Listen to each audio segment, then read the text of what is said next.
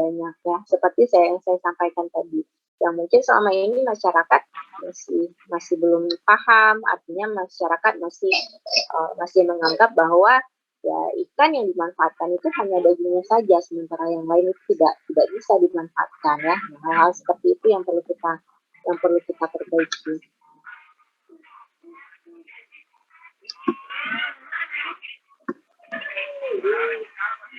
Yuriati Nabila, coba di mute dulu. Oke, terima kasih. Nah, ini adalah pengertian perikanan ya. Jadi perikanan yang dimaksud dengan perikanan itu sebenarnya kita mulai dari praproduksi ya, dari proses pembekalan laut hingga diproduksi, kegiatan penangkapannya sampai kegiatan pengolahan dan pemasaran ya. Dan ini sebenarnya bisa kita kelola ya. Nah, ini adalah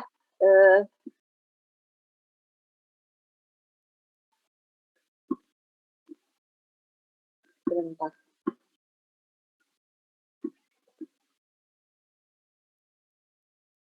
Nah, ini adalah proses industri yang dianggap sebagai satu sistem ya. Jadi mulai dari pasca produksi ya. Dalam industri itu pasca produksi itu dimulai dari pasokan material dan peralatan ya. Dalam kegiatan penangkapan biasa kita menyebutnya perbekalan ya, perbekalan laut ya. Nah, tapi dalam industri itu sendiri bahan baku ini penting ya. Pengaturan bahan baku itu penting ya, agar produk yang nantinya dihasilkan itu sesuai dengan target si perusahaan ya. Hingga nanti perlu dilakukannya riset pasar ya, ada desain kemasan, desain produk ya.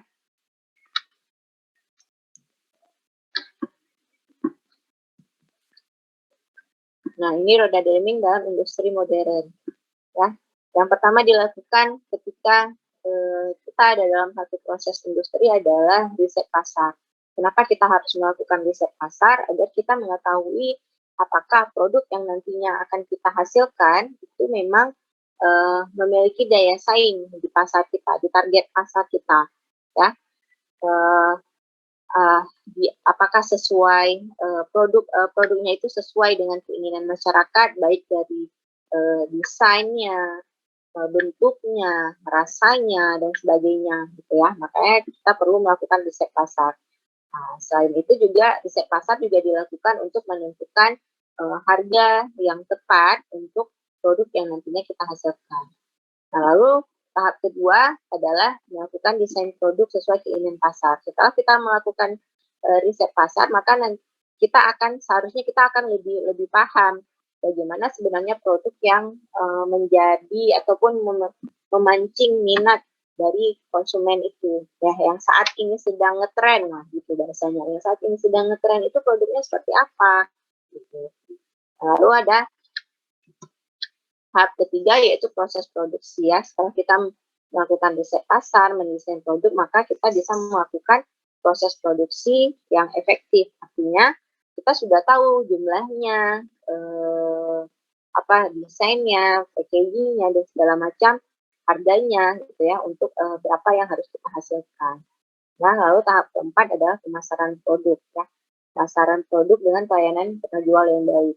Nah, saat ini apalagi proses pemasaran saat ini itu kan sudah sangat terbantu ya. Banyak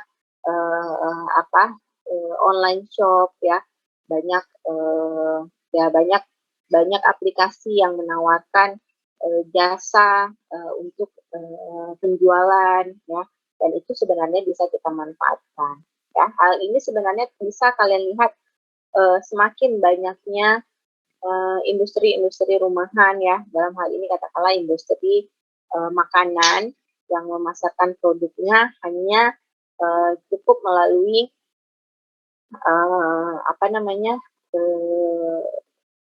online, cukup melalui jaringan tertentu itu ya, tidak secara langsung ya. Nah, ini yang harus kita kembangkan. Nah, ini adalah skema sistem produksi dalam industri perikanan itu sendiri ya. Ini adalah skema secara umum ya. Jadi ada input, ada prosesnya, lalu ada outputnya ya. Nah, yang menjadi input apa saja? Ada tenaga kerja, modal, material, teknologi, energi, ya, dan lain-lain. Nah, lalu ada proses perubahan input ini di dalamnya hingga menjadikan satu produk. Produk itu tidak harus barang ya, bisa berupa jasa. Ya, mungkin eh, eh, apa ide-ide yang bisa dikembangkan misalnya terkait industri perikanan adalah katakanlah misalnya kalau dulu orang kan semakin kesini orang tuh semakin dipermudah gitu ya, semakin dipermudah oleh zaman. Kalau dulu orang harus berbelanja sendiri ke pasar, sekarang sudah ada jasa yang menawarkan untuk melakukan kegiatan belanja di pasar gitu ya. Jadi si konsumen hanya mengirimkan list belanjaan dan dia hanya menunggu barangnya diantar ya oleh si penyedia jasa. Nah, di Aceh juga ada seperti itu ya. Nah, itu kan merupakan satu perkembangan yang cukup baik ya sebenarnya dalam industri kita gitu ya. Nah, kalian mungkin bisa bisa punya ide. Biasa mahasiswa itu punya ide-ide brilian ya, ide-ide brilian yang sebenarnya bisa kita kembangkan ya. Nah, kalian sebenarnya bisa menuangkan ide kalian itu melalui kegiatan-kegiatan PKN ya yang memang disediakan oleh universitas ya, kalian bisa ikut itu sebenarnya. Nah, pengertian industri itu tidak hanya sekedar mendirikan pabrik ya, tapi membangun sikap mental dan budaya industri. Nah, sikap mental dan budaya industri seperti apa? Nah, seperti pemanfaatan teknologi yang saya sampaikan tadi ya. Kalau dulu orang semuanya itu harus langsung, sekarang cukup melalui HP, melalui handphonenya masing-masing ya, melalui smartphone-nya, memanfaatkan teknologi yang ada untuk tetap menjalankan rutinitas ataupun kebiasaan yang katakanlah ini yang terkait dengan industri ya, dengan industri. Nah, lalu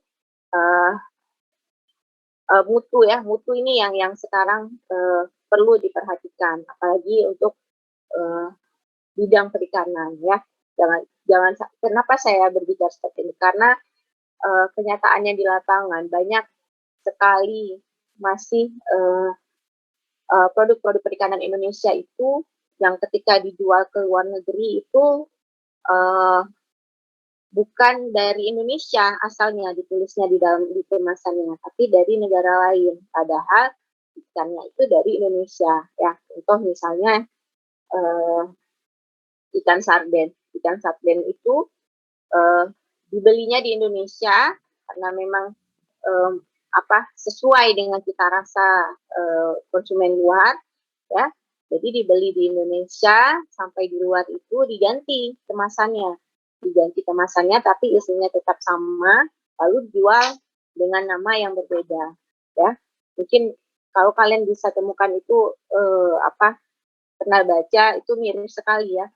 Banyak produk-produk perikanan kita yang dimanfaatkan oleh negara lain yang tidak menuliskan ataupun tidak menyebutkan bahwa memang produsennya itu dari Indonesia gitu ya. Jadi beli ikan segarnya itu, beli ikan utuhnya itu di Indonesia, tapi waktu di luar udah diubah jadi sashimi, diubah jadi file gitu ya. Nah, tapi ditulisnya bukan dari Indonesia. Nah, ini sistem perikanan ini yang harus kita yang harus kita perbaiki terlebih dahulu ya. Ada banyak yang harus kita